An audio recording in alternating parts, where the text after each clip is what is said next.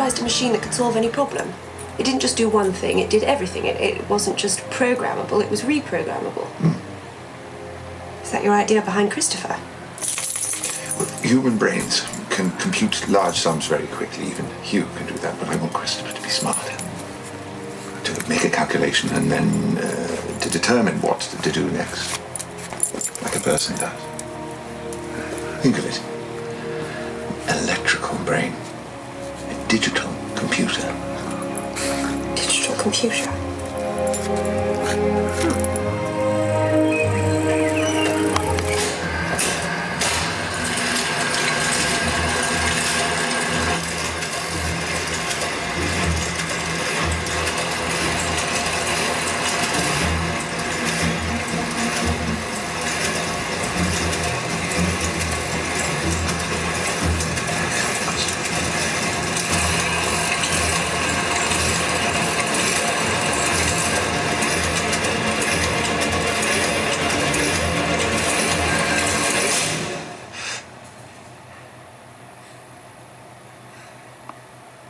Oh my God.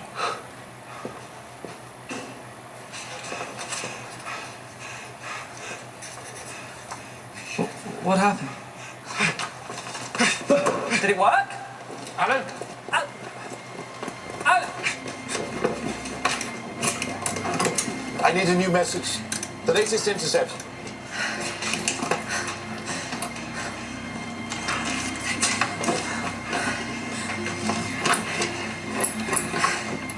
O-T.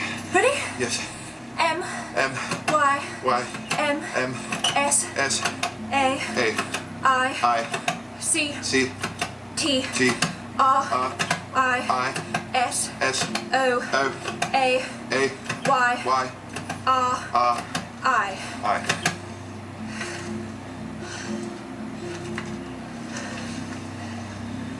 KMS Jaguar ist Aufpunkt is directed to 53 degrees 24 minutes north and Aufpunkt 1 degree west.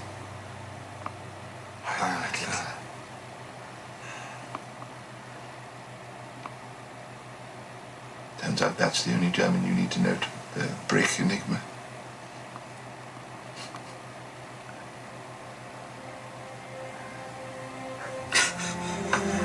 Yes!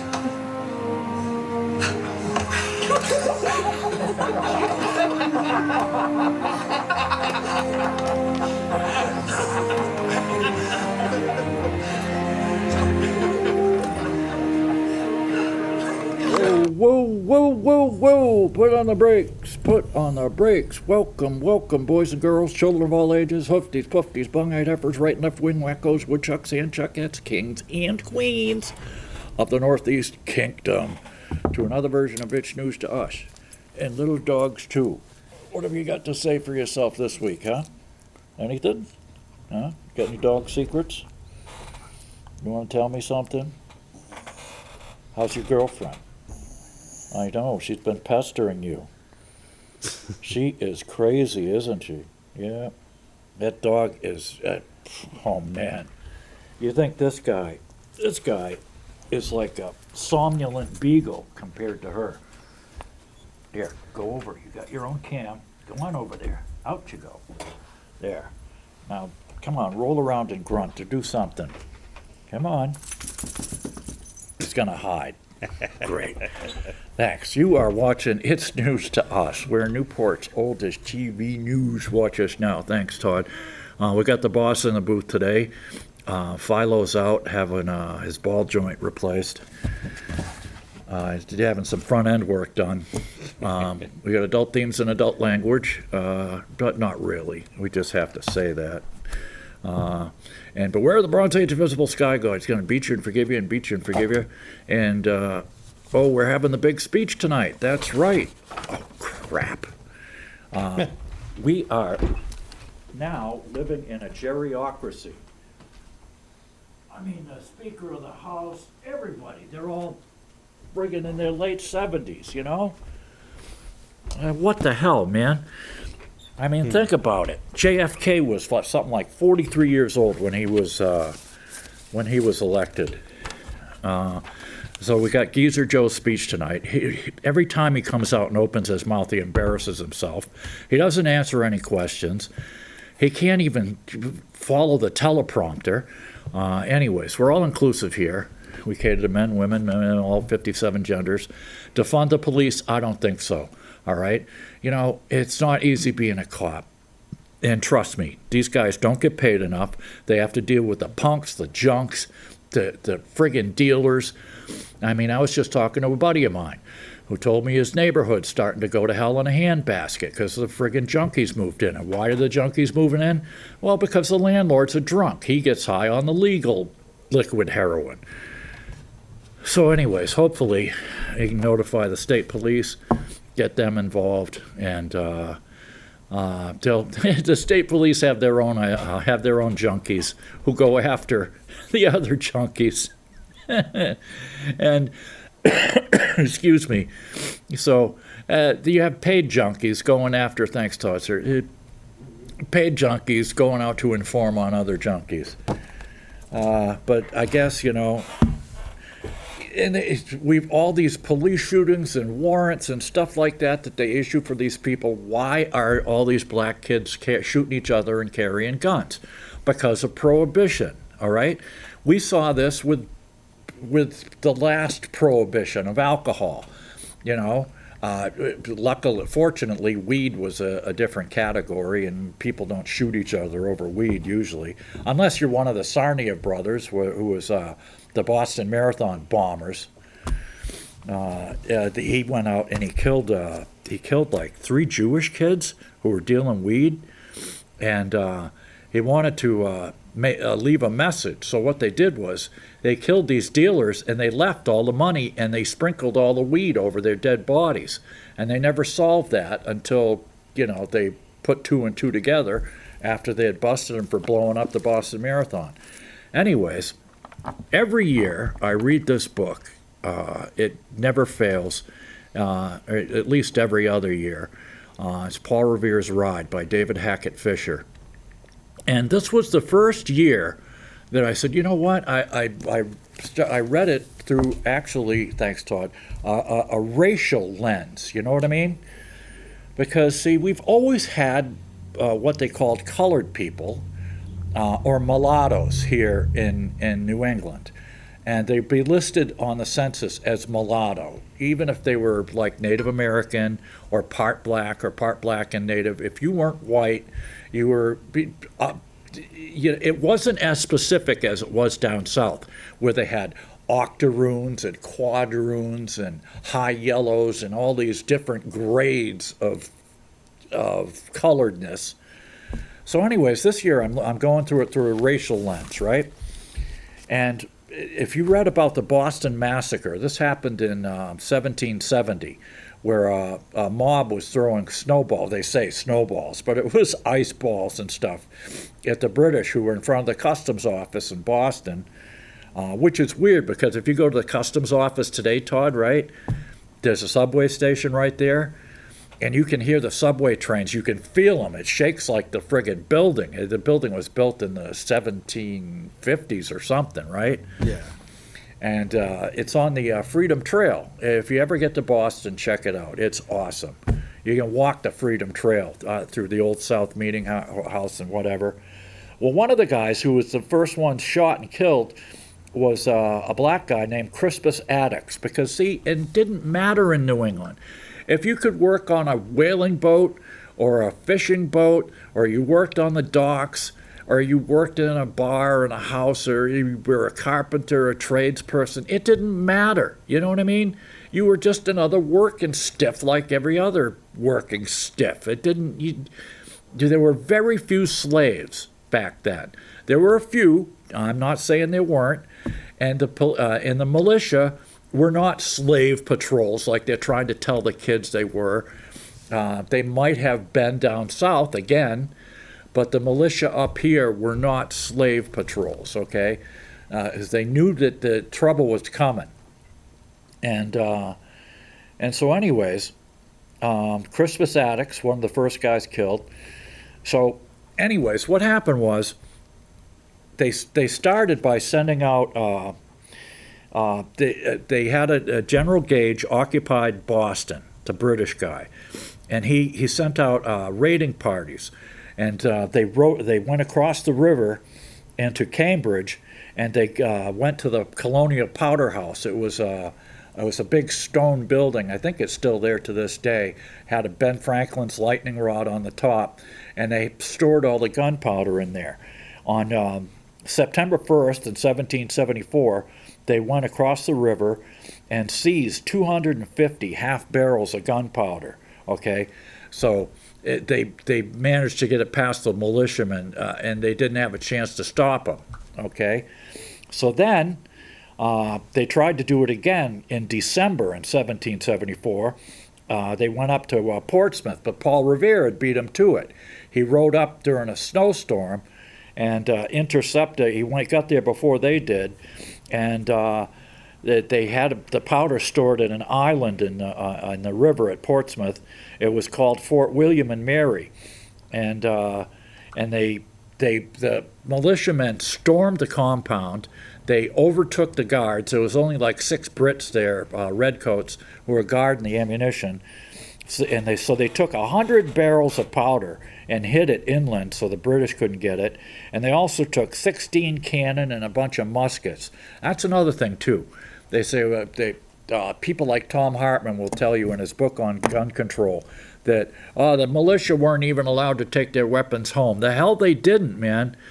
And a few, we know that a year later they had rifles at Saratoga, because rifles were just coming into being back then. And one of the British units that was under General Gage, they had actually had the first steel ramrods, because the barrel was bored close to the diameter of the ball, which increased the accuracy. But in Pennsylvania, they developed these rifling machines that would put a spin, a rifling in the barrel that would put a spin on the bullet. And those started coming out. The German Americans started making those in the 1770s. And we saw them in use by snipers at the Battle of Saratoga, where they kicked their asses. And so they tried it again. And February 26, 1775, they went to Salem on a Sunday, which was the Sabbath, okay? Now, you couldn't do squat on the Sabbath. I mean, there were still laws. You had to go to church in some towns. If they caught you out on the streets on the Sabbath, man, you had to pay a fine or worse.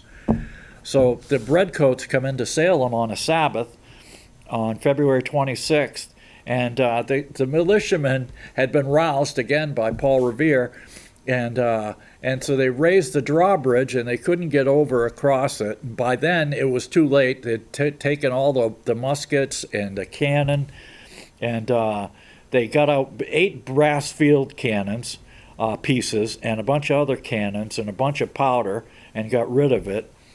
So then Gage wanted to go out to Worcester. Worcester was by then an armed camp, and it was nuts. So he sent a couple guys out to Worcester to do a recon. And these guys were bored. They were stuck in their barracks. They said, oh, sure, we'll go on the recon mission. We'll go out to Worcester. And so they brought their Batman with them, right? Or Batman, which would be like a servant, okay?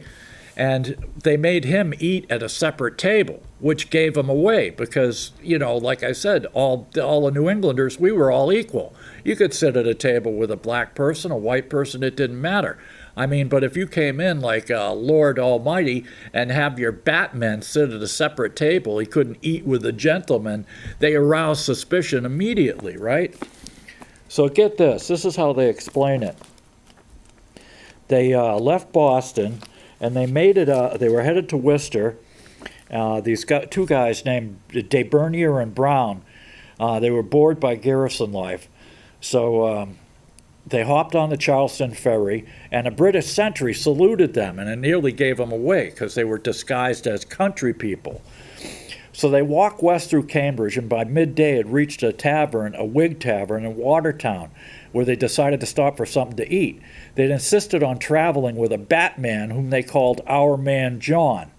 When they entered the tavern, they banished their servant to a separate table and called for dinner in an ordinary tone of voice. And to their surprise, they noticed that a black serving maid began to eye us very attentively. "It's a fine country," they said in their most agreeable manner, forgetting that they were supposed to be countrymen themselves. "So it is," answered the black maid with a knowing look, "and we've got brave fellows to defend it, and if you go up any higher, you'll find it so." And the officers were stunned by her reply. That disconcerted us a good deal. We resolved not to sleep there, so they called for the bill, and they gave themselves away by trying to pay in British sterling instead of the old tenor currency. When they struggled with the rate of exchange, the black waitress approached the Batmen and delivered another warning. She said they knew of our errand was to take a plan of the country and advised him to tell us not to go any higher, for if we did, we should meet with very bad usage. And so they decided to let the Batman eat with them in the future because they didn't want to give it away. And they said that we always treated him as our companion since our adventure with the black woman. And so that they made their way out to Worcester and stayed at a Tory tavern and came back, and they said they reported back that Worcester, the road to Worcester was not good, and there were armed sentries around town, and same with Concord. But so they decided then to take the north road to Concord through Lexington. So anyways, they always had these scares, these panics. So they had this one panic on the day of the Battle of Lexington and Concord. And in the Belknap district, which is somewhere near Framingham now, a strange panic seized the women and children. They started a story. The Negroes were coming to massacre them all. And one of the people in the town said, nobody stopped to ask where these hostile Negroes were coming from, for all our own colored people were patriots.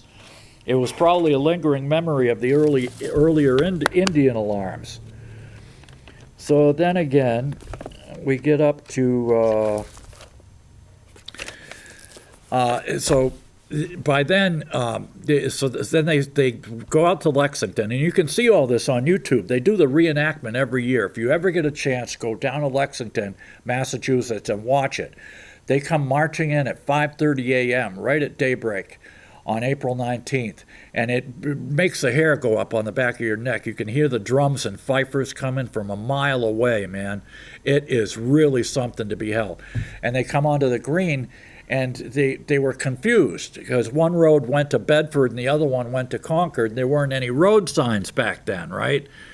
So they're all like, what do we do? So one group goes north, and the militiamen are there on the green, and they told them to disperse. They wouldn't. Somebody's gun goes off. They don't know whose. And the British troops, they start shooting and running and charging at the militiamen, and there were like 7 people killed that day, 6 or 7. And that really pissed off the Patriots, man. That was it. But anyways, they knew that they were going to have trouble. So General Gage sent a couple of wagons with extra munitions and stuff for the cannon. He sent Percy out after to help him because he knew there was going to be trouble. And Percy got to Lexington and he saw what was going on. By then, the first guys had gone to Concord. So Percy decided he made it to Lexington right about, 5 o'clock in the evening because there was screw-ups in the chain of command. And he got there with a couple of cannon. There's the mutts. And but he realized that they only had 36 rounds for each cannon, you know.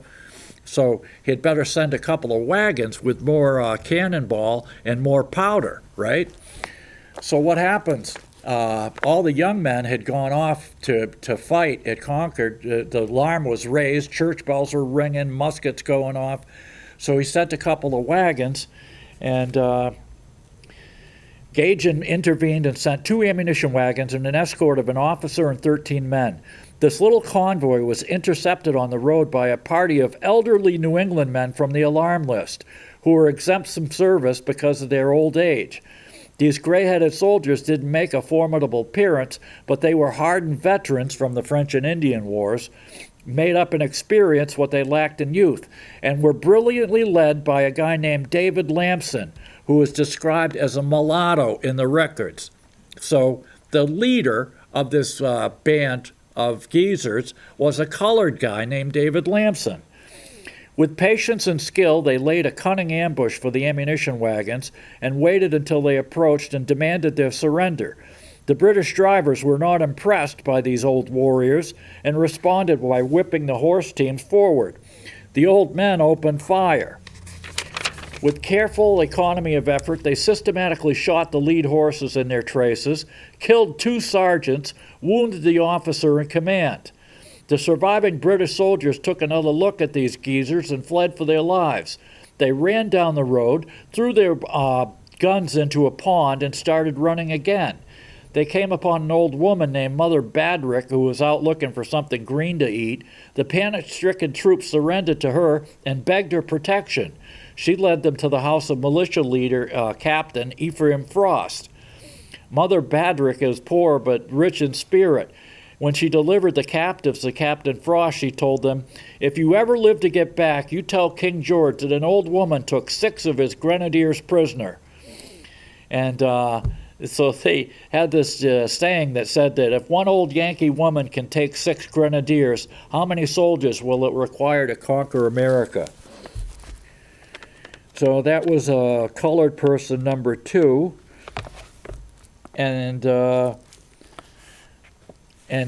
so then they had the battle at Concord and Lexington, and then they had the battle at Bunker Hill, as you know, Breed's Hill and Bunker Hill. Major John Pitcairn, the commander of Lexington, died of a wound he received at Bunker Hill. As he rallied his Marines for a third assault on the American fort, he was shot in the head by another veteran of April 19th, an African-American militiaman by the name of Salem Prince. He was carried off the field by his own son and died in Boston. They called him a good man in his own cause, and they sent the wrong body back to London by mistake. So Major Pitcairn may still lie in the cemetery or in Boston or in an old vault beneath Old North Church. So he was killed by a black American. And another one, one of Parker's men, also died in the war, Sergeant Monroe. But anyways, let's see. After the war, he came home to his farm. Let's see. Lexington's African militiaman, Prince Estabrook, fought as a slave and was wounded on Lexington Common. He won his freedom after the Revolution through his military service. So, you know what I mean? It's like racism? No. It's don't believe it. It's slavery? No. Prince Estabrook was a slave, but he won his freedom. And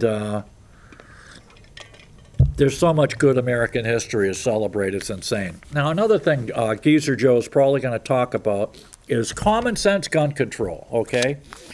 We have some there. Now, never mind that the Soros funded district attorneys in Chicago and New York and Los Angeles are all letting people out of jail free, scot-free, no bail, nothing, doesn't matter. One guy they just released killed another guy. He was they're arrested hundreds of times, but they keep releasing him out on the street. But yet they want more laws, which are going to go after the law-abiding people, not the ones who don't abide by the law. Now, here's an example of some of the laws on the books, all right? Say you got a gangbanger, excuse me, and he wants to go out and get 5 guns for his gangbanging buddies in another state. Say he's in New York City, and he wants to go to, Pennsylvania and pick up some guns. There's old Spike. And bring them back. Now, here's an example of the laws already on the books, right? and if existing criminal were enforced, a typical gun trafficker, if the guy's he's a habitual criminal, he's a felon with multiple convictions, a drug user, and a fugitive. His customers who sent him on the gun run are likewise felons in the drug trade, and 2 of them are fugitives, all from out of state. So he goes to another state, goes to a federal licensed dealer, settles on the 5 guns he wants. He fills out the 4473 and falsely answers a list of questions, swearing under penalty that he's not prohibited from gun possession, which he, like Hunter Biden lied on his form. Has he been arrested yet? Nah, well, that ain't gonna happen, even though his sister-in-law threw the gun in the rubbish, and don't get me going. So with his fake ID, he's cleared by the background check system instantly. On the way back to New York, he stops to visit a fellow criminal who fences stolen guns and buys a flashy 911 Colt pistol with the serial number ground off for himself. So then he returns to New York City and transfers his 5 guns to his drug dealer buddies, knowing that they're going to be used in violent crimes. So let's look at the weak federal laws and how they apply. Under USC Title 18, under firearms, here's the weak guns. Private interstate sales, both between individuals and trading in any firearm, is illegal, Section 922A3. The penalty, 5 years in prison on each count. Since a gun trafficker sells his 5 guns to 5 different individuals, each transaction is counted, so his 5 guns apply to every violation. That adds up to 25 years in prison. It's a federal felony to give any person does not reside in the same state. So there's another 5 years on each count, another 25 years in prison. If an out-of-state resident buys from a dealer making a false statement or false ID, there's 5 years on each of those counts, 922A6. Falsely filling out the Form 4473 is a crime, punishable by 10 years in prison per count. That's what Hunter Biden did when he said he wasn't a drug user. Is Hunter Biden going to get 10 years in the joint? No. Since the gun trafficker used fraudulent ID and lied and swore falsely on the forms, 3 separate crimes occurred under that section. 5 guns, 150 years in prison. It's a federal felony for a felon to buy, receive, transport, or possess firearms and ammunition.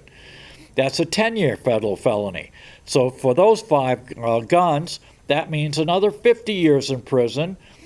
So times 5, it calls for transporting the guns to New York City as a 50-year sentence. These crimes call for 150 years in prison. The same penalties apply for the same acts committed by a fugitive from justice. Since this guy's a fugitive, there's another 150 years in prison. And it gets better. It gets better. These are the weak gun laws that we have on the books now that they are not enforcing, okay? Since he has more than 3 felony convictions, he's subject to 924E1, a mandatory 15-year sentence on each count. Here alone, he gets 75 years with no hope of parole. In completing the transaction with his drug dealer buyers in the city, there's another host of crimes. There's a violation of the Gun Control Act, where he intended to commit a felony, punishable by up to 10 years on each count. 5 guns, another 50 years. Under 924H, he knowingly transfers a firearm, knowing it's going to be used to commit a crime of violence or a drug trafficking crime, not more than 10 years. Since he knows his customers are drug dealers and drug users, there's 5 guns, there's another 50 years in prison. It's a federal felony for any gun to fire ammunition to a convicted felon. 10 years on each count, 5 guns, 50 years. A federal felony to sell a firearm ammunition to a fugitive. Since 2 of his buddies are fugitives, there's another 20 years. And it goes on and on and on. So that would add up to 1,020 years in prison for this gun dealer under the so-called weak federal laws that they have on the books. Anyways, this is from today's paper. Sheriff joins border battle. This sheriff from Orange County, Vermont, sent a letter to Joe Biden or signed a petition on behalf of the sheriffs saying that, he's got to do something about the border. Oh, and we lost 247 jobs thanks to Coffee Cup Bakery and Vermont Bread closing. Poof, just gone. And so he sent a letter. He urged Biden to reverse course on the illegal immigration, resume the wall construction, and do the Remain in Mexico. He said that he and his fellow sheriffs fear the legal drugs coming over the border could make their way to Vermont. I'm not against immigration of anyone coming to our nation, legal immigration. What I'm concerned with is some of the people coming aren't nice people. They're gang members, cartels, and bringing drugs into the U.S. The White House has said the border is closed. Oh, sure it is. We're talking like 80,000 people so far and kids. It's been nuts. They're not sending any of them back. They're not testing half of them for COVID-19. They're just putting them on buses, sending them around the country. He shared the letter with other sheriffs, but yet no one else in Vermont signed it because they're all scared because Vermont's so progressive, or they think. They got the loudest screamers. It said, it's a matter of disagreement. There's a difficulty in becoming involved in national discussions about things we lack a knowledge or understanding of. To take a position we felt would be inappropriate. And then it says, sheriff's letter endorsed by alleged hate group. Now, the Southern Poverty Law Center is a group of shakedown artists. I mean, they did one good thing in the old days. Morris Dees, who was a gay wife beater, I guess, they got rid of him early on. But in the early days, what they did was they got rid of the Klan. They sued the Klan out of existence. And after that, it's been all downhill. Yeah, they identify these so-called hate groups. Anybody who isn't, to the left of Joe Stalin is a hate group. The Federation for American Immigration Reform is one national group that's endorsed the sheriff's letter. They're the nation's oldest and largest organization advocating on behalf of the public interest in U.S. immigration policy, according to Ira Melman. So, Melman. Are they going to be labeled as anti-Semitic for going after Melman, who runs FAIR, is the spokesman for FAIR? I don't think so. We endorse the sheriff's position. What's happening at the border is a threat to security and communities all across the country. It's a humanitarian disaster down at the border. The Southern Poverty Law Center, a nonprofit that works on civil rights issues, designates the Federation as a hate group. He had alleged ties to the Federation with white supremacist groups and eugenicists. Trust me, if there are any white supremacist groups out there, they don't know how to spell eugenics, let alone know what it means. You know what I mean? Can anybody spell eugenics? Does anybody really eugenics in this day and age? Dear Google, could you describe to me what the word eugenics means? Does it have anything to do with my cousin Eugene? Let's see. The Federation for Immigration Group with one mission, to severely limit immigration into the U.S. No, to limit illegal immigration. Oh, God almighty, my mother was an immigrant. And you should see the baloney she went through to get here. And she married an American. You got to be kidding me. They used to call them war brides. No stigma there, though, right? Although FAIR maintains a veneer of legitimacy, is allowed our principals to testify in Congress and lobby, this veneer hides much ugliness. Really? If there's anyone that knows about ugliness, it's the Southern Poverty Law Center. But anyways, they cut John Campbell, who is executive director of the Sheriff's States Attorneys and Sheriff's Association.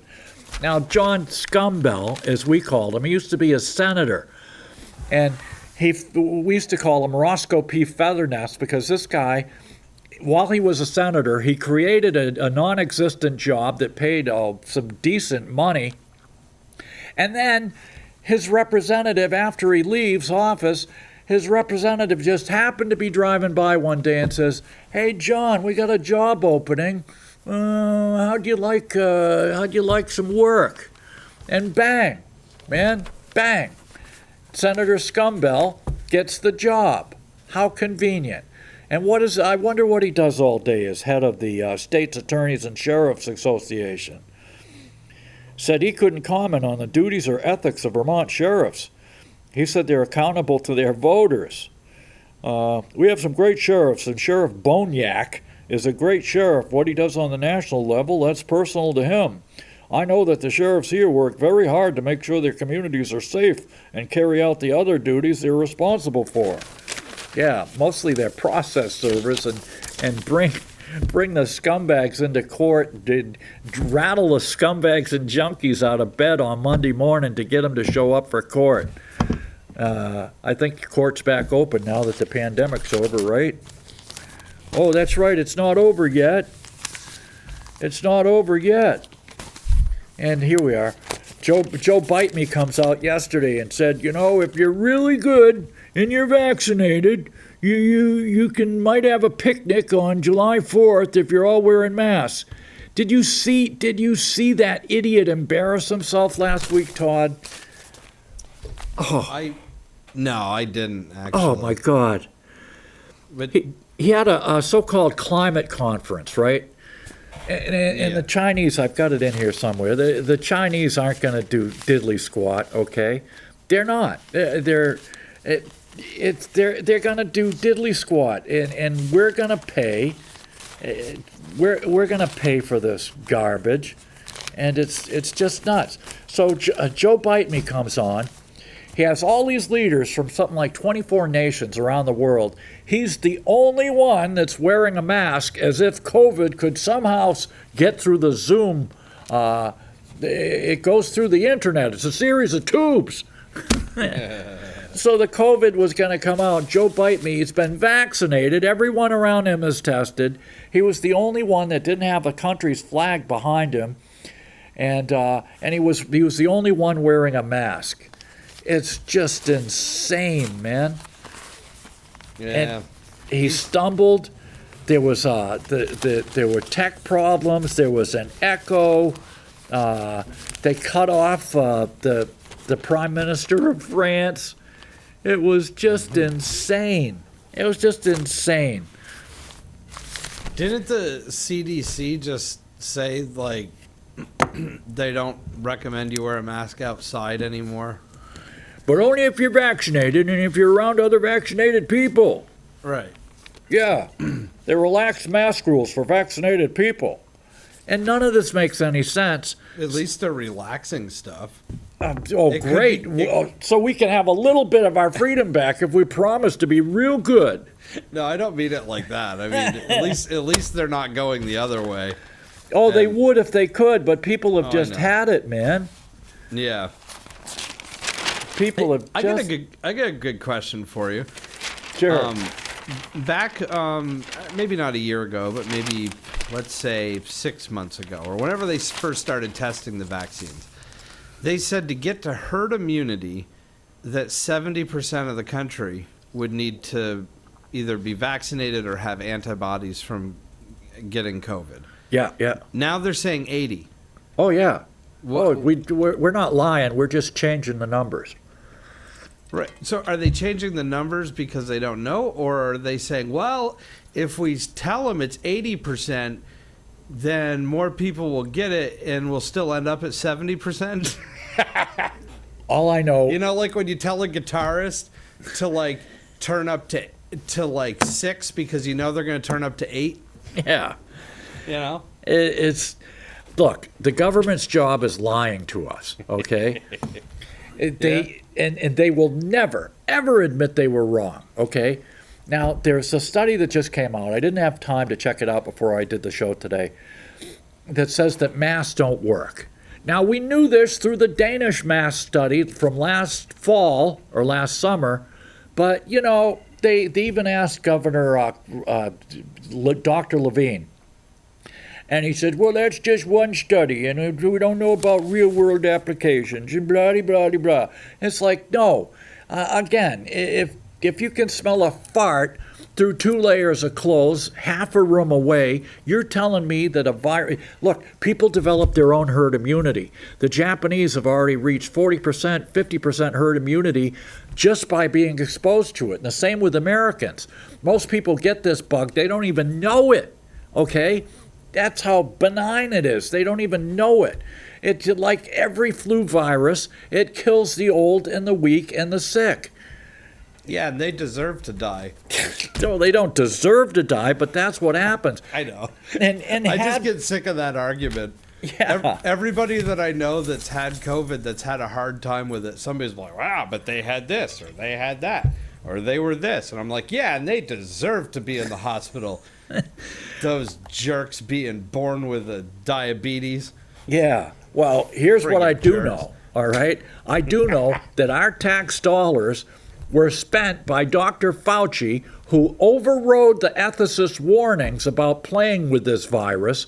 He overrode their warnings and said it was okay. In the name of scientific research, we're going to let the Chinese play with this nasty virus after it was banned in America.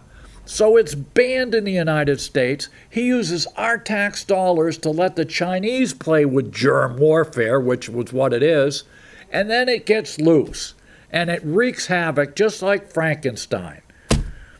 But, we're going to listen to Fauci, and we're not going to report on any of that stuff, mister. You know what's interesting, though? Barcelona just did a concert last month. As a test. They did 5,000 people. They had them all get tested first to make sure they were negative. And they made them wear masks but not socially distant. So, like a normal concert where everybody's shoulder to shoulder. Yep. But they had to wear masks, and only 2 people out of 5,000 got COVID. And Isn't that crazy? And look at the lockdown states, okay? Yeah. I don't know what Barcelona was like. Was that a lockdown, or I don't really know. You mean Barcelona, Spain? Yeah, that's where they did this concert. Yeah, if you look at the lockdown states, the thing spreads indoors. And it's community spread because it's going to get spread. That's the way viruses work. And when people are gross. Yeah. And it's just the way it happens. Do we care? We don't care about the people who OD every year. Oh, no, that's okay. Heart disease, cancer, it's that. And a lot of this is preventable. Because they switched to corn syrup. We had an epidemic of obesity once they switched from sugar to corn syrup in the 80s and 90s, but we don't mention that. And it's just diabetes, it's just nuts. Food will kill you, people. It can kill you. But anyways, if you look at the lockdown states, the states that are the tightest locked down have the worst numbers. Rhode Island, New Jersey, Massachusetts, New York, all right? They're the worst. And the more they lock down, I saw the hypocrisy when they said suddenly, it's okay you can't go out of your house to go to a wedding or funeral or anything like that, but you can go out in the streets and protest. I'm all like, wait a minute, what? You're telling me one crowd, the COVID, it's just their job is to lie to us, and they do it well. And here we are. Oh, the knee pad media. Don't you love this? You look at the first 100 days of Trump versus the first 100 days of Joe Bite Me, Captain Hair Sniffer Groper. It's like these guys have just put on the knee pads. This was written by Susan Page, of course. They're all Democrat. No, it's not Democrats. My Democratic Party is gone. But it's just like, it's insane. And Joe Biden, the most racist, dirtiest geezer on the planet.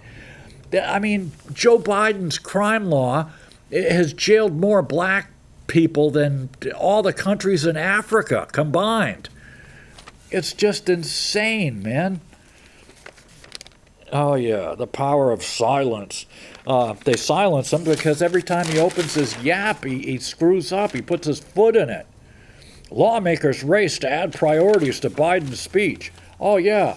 You know, nothing's going to change. They took the two worst people. I mean, look who was winning in the primaries, okay? Bernie was number one. Elizabeth Warren, even that crystal lady there, Marianne, what's her name, with the healing crystals? Yeah. Even she was doing better than Kamala Harris was. Kamala Harris had to drop out because she's just goofy. Every time you ask her a question, she starts laughing like somebody's tickling her or something. And she can't. It doesn't make any sense. And Joe Biden was up there pretty high too. Who? Pete Buttigieg. Yeah. He was right up there. He was like third place, and he was a mayor of South Bend. I mean, these are who the people wanted to be in the primary, but the machine steps in and says, we're not letting anybody get through like we did with Trump. Okay, that ain't gonna happen again. Forget about it. All right. We don't want to take blood pressure pills anymore. Yeah. We're going to install Joe Bite Me, okay? He'll do exactly as he's told. Because, yeah, I mean, come on. His kid is shaking down governments, threatening to, withhold foreign aid unless they get the prosecutor off his kid's back. I mean, the guy is dirtier than dirt. He makes Hillary Clinton look clean. It's just insane. So now he's getting out of Afghanistan. The rats are jumping the ship. State Department Tuesday, a significant number of staff at the Kabul told him to leave Afghanistan as the troops pull out. They said they instructed all personnel to depart unless their jobs require them to be physically located in Afghanistan. It's not specific as to the number of people, but it went well beyond the usual curtailment of staffers for security and safety reasons. Oh, and one of Obama's people got busted. Did you hear about that one? No. Yeah, he was like Deputy Secretary of Education or something. The founder of a national charter school network, who was a White House advisor to Obama, was arrested Tuesday on charges he stole $200,000 plus from a network and used it to get a better interest rate on a multi-million-dollar apartment. Seth Andrew, founder of Democracy Prep, was arrested for wire fraud, money laundering, and false statement charges. Sweet. Oh, man. I just saw a story too. I haven't read it, but they just got confiscated a bunch of stuff from Giuliani. Yeah, I heard that when I was coming in. Like the feds. Yeah, that's nothing crazy. Political there, right? Oh, I'm sure. No. No, hell no. No, they don't stick the IRS on their enemies like Nixon and LBJ and FDR used to do, right? Oh, and here we are. Family autopsy confirms execution. Elizabeth City, North Carolina. They shot a black man 5 times, one fatal shot to the back of his head while they were serving a warrant. Again with the drugs, okay? If you want to stop this shooting, stop the war on drugs. It's not a war on drugs, it's a war on people, okay? You gotta stop it. If the drugs are cheaper than dirt, yeah, you're gonna have more junkies, maybe. Do we have more alcoholics than we did before Prohibition? I don't know, but you don't have criminals running around shooting each other over turf who gets to sell in what block. Yeah, I mean, come on, people. So anyways, they're executing a warrant. They don't say what the warrant was for, right? And then way when you get down the bottom, it says, another attorney representing the Brown family, the 20-second clip viewed by the family showed him with his hands on the steering wheel and not a threat to deputies, who fired as he backed his vehicle out and tried to drive away. So he's not a threat, yet he friggin' hops on the gas and almost runs over the cops, and they wonder why he shoot at him? Listen, people, when the guy, you can beat the rap, you can't beat the ride, all right? If they got a warrant for you, your house, your car, whatever, you just say, whatever, all right? You keep your hands where you follow instructions. If you comply, you don't die. It's just that simple. Black, white, it don't matter. Oh, and here we are. Second gentleman, Emhoff, visits BTV. BTV, is that Burlington Television, Todd? Yeah, I think they're affiliated with Lake Champlain Access. It might be one of their... No, that's what they're calling Burlington. It should be BVT, right? Oh, the Burlington, it's the airport. It's nuts. BTV. No, you guys got it wrong. You sound like Joe Biden. Actually, though, I think your ticket does say BTV when you fly in or out of that airport. Yeah. I don't know what it stands for. Burlington V. So it should be BTVT. But oh no. Oh, that's so like Burlington, Indiana or whatever would be BTI. Yeah. Yeah, exactly. And here we are. Husband, dear Abby, husband is COVID shaming. Well, that's because if you watch the networks, certain networks, all you get is fear 24/7. Now it's the variants are coming, you're all going to die. Well, you know, we're all going to die anyways. Hopefully later, not sooner. But, you know, to a virus that's got a 98.9% or 99% survival rate, I don't think listen to this. I'm trying to support all parties because their relatives are traveling and stuff, and her husband's bent out of shape. And let's see. He's saddened about the situation. He's lost all respect for him. And he won't even go on the Zoom calls. He feels very alone in the quest to do the right thing, surrounded by those who prioritize themselves over the safety of greater society. I'm disappointed in their actions too, but not enough to cut them out of my life. Let's see. When we press these why they feel the need to travel and take unnecessary risks, they say that our vacations have been just as risky, that flying is safe, it's their prerogative, and they're not endangering anyone. They feel as though my husband is harshly judging and shaming them, and to be honest, he is.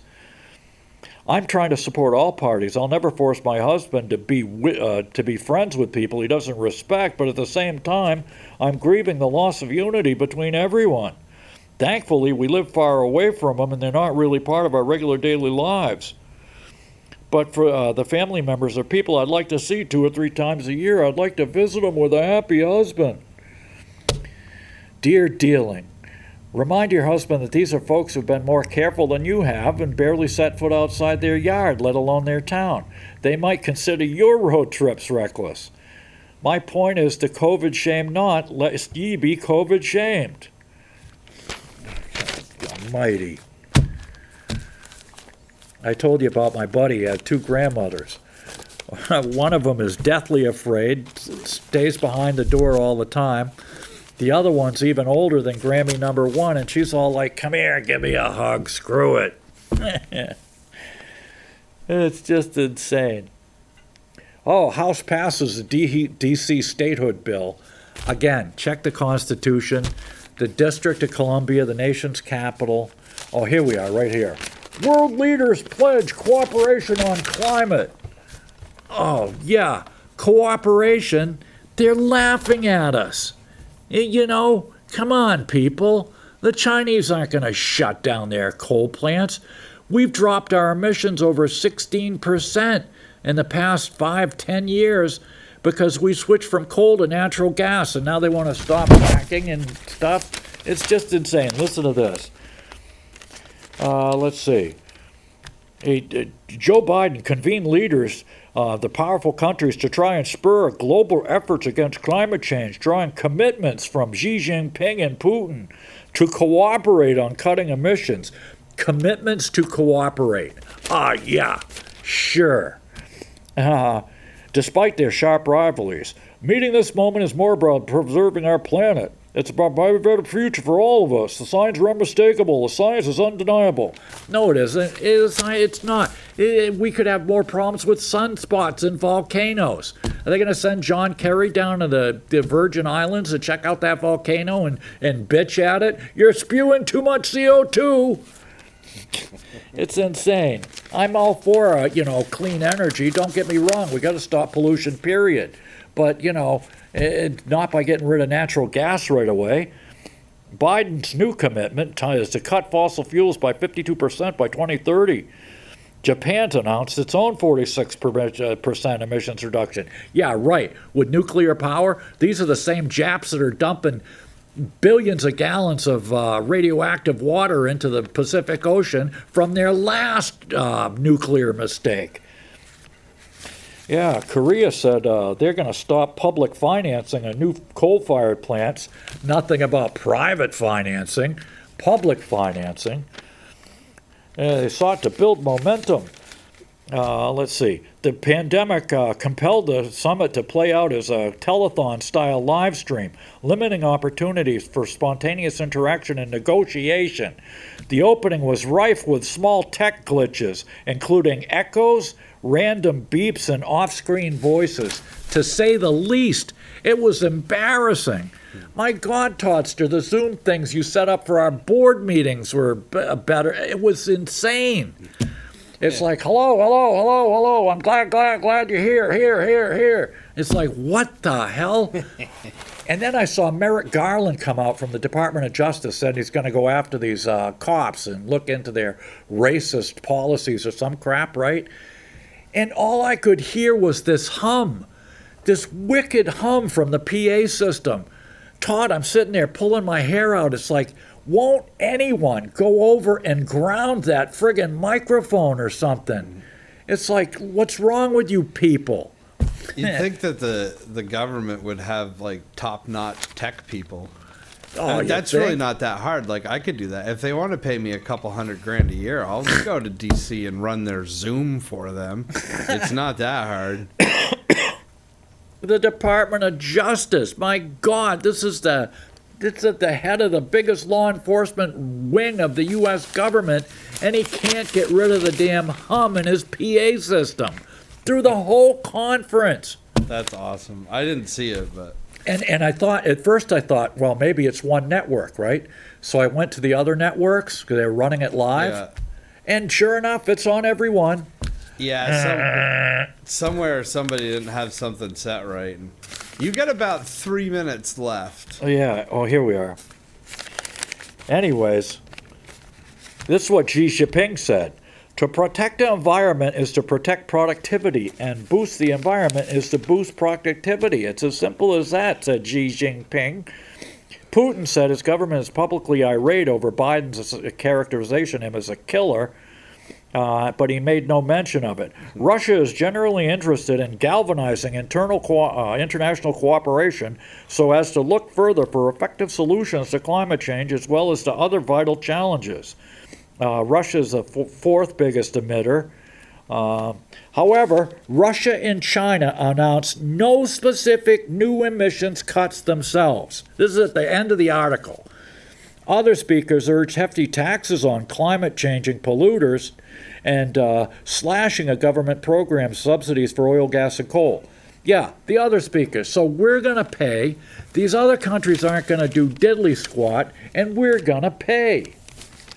It's insane. On this guy that tried to blow up the New York subway, Toddster, he screwed up the bomb. This was in 2017, remember? Yeah. He made a bomb, and all he did was burn himself all over his body. What was his name? Akayed Ullah, 31. Oh, okay. Akayed Ullah. It must have been from the old Akayed Ullah farm up on the hill. You remember them, Todd, right? You got about a minute and a half. Okay. Quickly, we found flocks of Tyrannosaurus rexes. This is like the third time. So it looks like the T-Rex is hunted like, like birds. They herded like geese. Birds are the last living dinosaurs. And last but not least, here we are. In this day, in 1969, Sirhan Sirhan was sentenced to death for assassinating RFK. It later reduced to life imprisonment. Now, somehow, Sirhan managed to get off 11 shots with a 8-shot Iver Johnson revolver. Now, how does that happen, Todd? Double stock. It's magic. You super glued 2 bullets together. Must have been. In one chamber. It's just insane. Oh, Tempest Storm, struggling since hip surgery. Burlesque star, died at 93. Here's a clue. Do not have, she had a hip surgery on April 8th. If you're 93 years old, avoid all surgery. Well, once again, you've wasted a perfectly good hour of your life watching this stupid show, and hopefully we'll see you again next week. Inshallah, as the Hebrews say. And until then, get down on your hands and knees, pray to the meteorite in Mecca, and just get down on your hands and knees and sniff the bum of the guy in the man dressed next to you and say, Allahu Akbar, Allahu Akbar, Allahu Akbar, Mecca.